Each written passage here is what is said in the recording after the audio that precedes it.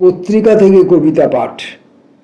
এই পর্বে কবিতা পড়ব। এখন পত্রিকা থেকে কবিতা পাঠ পর্বে আমরা গতকাল ছায়াবৃত্ত পত্রিকার ছবি ও কবিতার ছলাচ্ছল নদী, এই উচ্চারণটিকে বুঝবার চেষ্টা করার জন্য এই পত্রিকায় মুদ্রিত কয়েকটি কবিতা পড়েছিলাম। পত্রিকাটির সম্পাদক হরিত বন্দ্যোপাধ্যায়। জানুয়ারি এপ্রিল 2026 সংখ্যা এটি ছায়াবৃত্ত পত্রিকা। তো কাল আমরা যেখান পর্যন্ত কবিতা পড়েছিলাম, বন্ধু কবি অরুণাংশু ভট্টাচার্যের কবিতা দিয়ে আমরা কালকের পাঠ শেষ করেছিলাম। আজ আমরা আর এক বন্ধু কবি ধীমান চক্রবর্তীর কবিতা পাঠের ভিতর দিয়ে আজকের পাঠ পর্ব শুরু করব। ধীমান চক্রবর্তীর কবিতা হত্যাকারী মৃতদেহ। সেতুর মাঝখানটা কাকে হত্যা করবে? কমলা রং নাকি নদীর লম্বা শীত? স্বপ্নে নিজের মৃতদেহ টেনে নিয়ে চলেছে ছোট্ট ছেলেটি। বারবার চুমু খেয়ে বাঁচানোর চেষ্টা করি ওই মৃত্যু। সন্ধেবেলা ভূত নিয়ে খেলে কয়েকজন মানুষ, কফি কাপ উল্টে লাজুক অন্ধকার পান করে। হলঘরের স্তব্ধতা, একজন মৃতদেহ। ধীমান চক্রবর্তীর কবিতার নিচে আমার এই পাঠক আমির একটি লেখা, কয়েক লাইনের একটি লেখা মুদ্রিত রয়েছে। সেটা না পড়ে এড়িয়ে চলে যায় কি করে? চলো আর একবার শুরুতে ফিরে যাই। শুরুটা কেমন ছিল মনে আছে নিশ্চয়ই। আমি তো স্পষ্ট মনে করতে পারি বারংবার তীব্র হোঁচট। কিছুদিন ভুলভ্রান্তি নিয়ে গড় করা হলো, তাতে হয়তো অধিকাংশ ইলেকট্রনিক খরচ হয়েছে। দু একটি যা কানাকড়ি এখনো রয়েছে, চলো তাকে ফের অশেষ ভাবতে শুরু করি। চলো আর একবার অসংখ্য বারের কথা নাটকের অঙ্কে অঙ্কে বলি। ওস্তাদ ফতে আলী খাঁ সদল বলে যেভাবে জীবনকে বাজায়, আর একবার শীতের গাদা উচ্চারণ করি। পরের কবির নাম শতদল মিত্র, পরবভাতী। সকল কথাই আবহমানের, সব গল্পই আব ও হাওয়ার, মেঘ, বৃষ্টি এবং ঝড়ের। হাওয়ার আগে আগে যে ছেলে ঝড় কুড়োতে ঘর ছেড়ে বনবাসী। ও উত্তর মেঘ, দেখা হলে বলে দিও তাকে, মেয়েটি বৃষ্টি বুনে রেখেছে তার আতুর আঁচলে যত্নে, মাটির সংসারে আদরের বীজ ধান। এসনে অগানে রোদ মিঠে বড়, সে ফিরে এলে নদী চরে অন্য কৌশলা, যৌথ উনুনে আনজন্ম পরবভাতী। এখন এইখানে আমরা কবিতাটির ভেতরে কিছু কিছু জায়গা বুঝে নেওয়ার চেষ্টা করব। সকল কথাই আবহমানের, কবিতাটির প্রথম লাইন। পরের লাইনে আছে সব গল্পই আব ও হাওয়ার। এই আবহাওয়া শব্দটিকে ভেঙেছেন কবি, ভেঙে সকল গল্পই আব ও হাওয়ার, মেঘ, বৃষ্টি এবং ঝড়ের। হাওয়ার আগে আগে যে ছেলে ঝড় কুড়োতে ঘর ছেড়ে বনবাসে, ও মেঘ, ও উত্তর মেঘ, দেখা হলে তাকে বলে দিও, মেয়েটি বৃষ্টি বুনে রেখেছে তার আতুর আঁচলে যত্নে, মাটির সংসারে আদরের বীজ দান। এসনে অগানে রোদ মিঠে রোদ। এই যে অগানে রোদ, এটা কি অঘ্রাণে রোদ? অঘ্রাণে রোদকে বোঝাতে চাইছেন? এটি কি কবি অগানে রোদ নিজে লিখেছেন? অগানে রোদ বলে কি কোনো শব্দ আছে?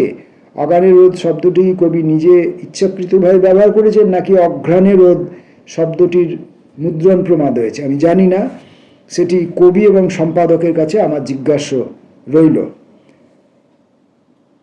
আর পরবভাতি আপনারা সবাই নিশ্চয়ই বুঝতে পারছেন, পরব মানে উৎসব, আর ভাতিটি আপনি ওই চড়ুই ভাতির চড়ুই শব্দটিকে বাদ দিয়ে ভাতিটিকে নিয়ে আসুন, চড়ুই ভাতির চড়ুইটিকে সরিয়ে দিয়ে ওখানে পরবটিকে জুড়ে দিন, তাহলে পরব ভাতি একটি শব্দ হয়।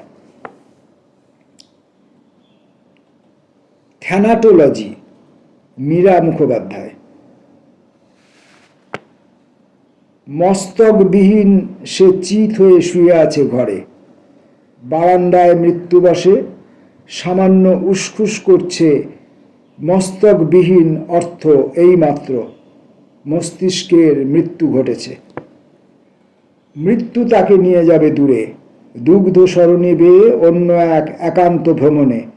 তারপর তারা দুইজন অগ্নিদেবা অশ্বযুগ ও শ্রবণার স্পর্শ বাঁচিয়ে আরও দক্ষিণ হাত ধরাধরি করে প্রবাহিত হবেন, অথবা এসবই কল্পনা মাত্র। মৃত্যু এক সমাপন দৃশ্য শুধুই, মৃত্যু এক সমাপন দৃশ্য শুধুই। অন্ধকার গাঢ় হলে নীল অপরাজিতাকে যেরকম দেখা যায় না, সেরকমই নিভে যাওয়া জীবনও হারিয়ে যায় ইথারের স্রোতে। শুধু একটা নিঃশব্দ ক্ষতচিহ্ন, মাঝে মধ্যে আকাশের দিকে চেয়ে থাকা। পড়লাম মীরা মুখোপাধ্যায়ের থ্যানাটোলজি। পরের কবিতাটি, আমি যাদের কবিতা এই সময় পড়ছি তাদের অধিকাংশই আমার বন্ধু স্বজন, আর কয়েকজনকে আমি ব্যক্তিগতভাবে বা পরোক্ষভাবে কোনোভাবেই তেমনভাবে পরিচিত নই বা চিনি না। এখন পড়ব বন্ধু কবি অলোক বিশ্বাসের কবি প্রেম নেই। আজ সারা দুপুর 100 জন সম্পন্ন কবির 100টি প্রেমের কবিতা পড়লাম। একই ভাষার মধ্যে বহু স্বর শুনতে পাবো ভেবেছিলাম, কিন্তু কোকিল তো দূরের কথা, একটি শালিকের ডাকও শুনতে পেলাম না। শুনতে পেলাম না পাহাড়ি ঝর্ণার গান, দেখতে পেলাম না পাইন বন পেরিয়ে নীল আকাশে আলো ছায়ার খেলা। পেলাম না এমন কোনো দৃশ্যের আভাস যা আমাকে স্মৃতিমেদুর করে তুলতে পারে, যা আমাকে নিঝুম দুপুরে নিয়ে যেতে পারে কালীনারায়ণপুরের বুক চিরে বয়ে যাওয়া চূর্ণির পাড়ে। ওই তো জগৎজিৎ সিং গাইছেন, ঝুঁকি ঝুঁকি সে নজর দিল, মে প্যার হ্যায় দিল নাহি। ভুল পড়লাম।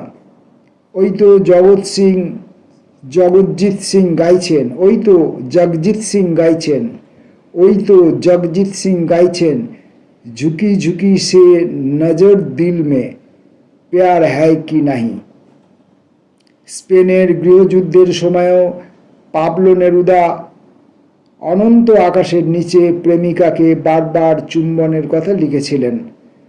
কবে যে মিসাইল আর ড্রোনের তাণ্ডব থামবে, ফিরে আসবে আকাশের সীমাহীন ব্যাপ্তি, কবে যে প্রতিটি মানুষ বলে উঠবে ভালোবাসি। এই যে আলোক বিশ্বাসের কবিতাটি পড়লাম, আমার আলোক বিশ্বাস নামে 2 বন্ধু আছেন, দুজনেই কবি বন্ধু। এখন আমি যে আলোক বিশ্বাস ভেবে কবিতাটি পড়েছিলাম, কবিতা পাঠের ভেতরে কবিতার রসায়ন, কবিতার বাক্যবিন্যাস, কবিতার শব্দ প্রয়োগ এবং ইত্যাদি, এবং কবিতার সেন্টিমেন্ট এবং ইত্যাদি দেখে আমার মনে হচ্ছে যে আলোক বিশ্বাসকে ভেবে আমি পাঠ শুরু করেছিলাম, হয়তো উনি এই আলোক বিশ্বাস নন। আর যদিও বা উনি এই আলোক বিশ্বাস হন, তাহলে এইটি ওর কবিতা লেখার নতুন একটি পর্ব বা সূচনা বা উৎস হয়ে উঠতে পারে বলে আমার মনে হয়, আমি জানি না। পরের কবির নাম চন্দ্রলেখা বিশ্বাস, পড়ে পাওয়া 14 আনা।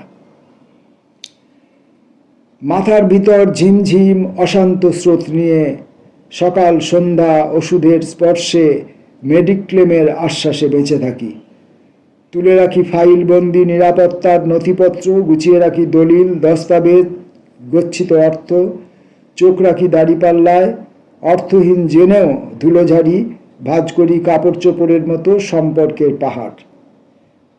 পাক ধরা চুল, ছানি পড়া চোখ, নড়বড়ে হাঁটু, প্রায় বিকল হৃদযন্ত্র নিয়ে আজও ভালোবাসি রোদ্দুর। এখনো দেখতে চাই লাল ঠোঁট বুনো টিয়া, ঝিরঝিরে হাওয়ায় কেঁপে ওঠা সজনে পাতা, নির্জনতার ভেতর শুনতে চাই ঘুঘুর ডাক, নিথর প্রহরের শেষ কথা না ভুলেও কুড়োতে থাকি এই জন্মের পড়ে পাওয়া 14 আনা। আর দুটি কবিতা পড়ব আজকের মতো। এখনকার কবির নাম তুষার ভট্টাচার্য, ভুবনডাঙ্গার বাউল ঠাকুর। ভাষা তো মায়ের চাল ধোয়া হাতে লেগে থাকা পলিমাটির গন্ধ, ভাষা তো মায়ের চাল ধোয়া হাতে লেগে থাকা পলিমাটির গন্ধ, এপারে ওপারে উড়ে যাওয়া ভোরের পাখির রৌদ্র ডানায় স্বাধীনতার আনন্দ। ভাষা তো রক্তে লেখা ইতিহাস, শহীদ জননীর দুচোখের অশ্রুজল, বেয়নেট বন্দুকের গুলিতে মুছে যাওয়া স্পর্ধিত যৌবনের স্পন্দন কোলাহল। ভাষা তো নদীর বুকে লগি ঠেলা দয়াল মাঝির ভাটিয়ালি গান, মেঘ শ্রাবণ বৃষ্টির কলরবে জানালার শার্সিতে ধুয়ে যাওয়া কিশোরীর গূঢ় অভিমান। ভাষা তো সহজ পাঠ বর্ণ পরিচয়ের পাঠশালার কিচিরমিচির হলুদ দুপুর, বুকের ভিতরে নীরবে জেগে থাকা ভুবনডাঙ্গার বাউল রবি ঠাকুর। প্রসঙ্গক্রমে বলে রাখি, ছায়াবৃত্ত পত্রিকাটির যে সংখ্যাটি থেকে আমরা কবিতাটি পড়ছি সেটি হচ্ছে বিশ্ব কবিতা দিবস সংখ্যা 2026। আর একটি কবিতা পড়ব অমিত চক্রবর্তী, প্রাণ আছে প্রাণ আছে, শুধু প্রাণই আশ্চর্য সম্পদ। রাত্রি এখনো অনেকটা খোলা রয়েছে, পসরা সাজানো নীল জলের আসন, দুটো গাছ, দুটো ঘুম ঘুম পাখি দেখে চোখ জড়িয়ে আসলেও আসুন জলা জমিতে আমরা ধান খুঁজি প্রাণ খুঁজি। হয়তো অক্ষম আমরা, নিজেরাই মতান্তরে ভগ্ন, বা আমাদের ব্যস্ততার কুফল এই ক্লান্তি। ওদিকে ধরিত্রী ধরা দাও বলে রাত কাঁপিয়ে তুলল এক উড়ে যাওয়া ম্যাজেস্টিক রাজধনেশ। ওদিকে ধরিত্রী ধরা দাও বলে রাত কাঁপিয়ে তুলল এক উড়ে যাওয়া ম্যাজেস্টিক রাজধনেশ। বিরল প্রজাতির এই বিক্রম দেখে আমরাও এবার প্রাণ আছে বলে হেঁকে উঠেছি। বাঁকা পথ ফুসলিয়ে নেয় কিছু লোককে, অবসন্ন করে জোর করিয়ে হার মানায়, বাকিরা আমরা জলা জমি হাঁটু কাদা ভেঙে ধান খুঁজছি প্রাণ খুঁজছি। পত্রিকা থেকে কবিতা পাঠ পর্বে আজকে ছায়াবৃত্ত পত্রিকা থেকে কবিতা পাঠের আজকের এই পর্যন্তই পরিসমাপ্তি করতে হবে। প্রসঙ্গক্রমে বলে রাখা ভালো যে যে পত্রিকা থেকে আমি কবিতা পড়ছি সেই পত্রিকার ছাপা অতীব সুন্দর, অতীব পরিচ্ছন্ন।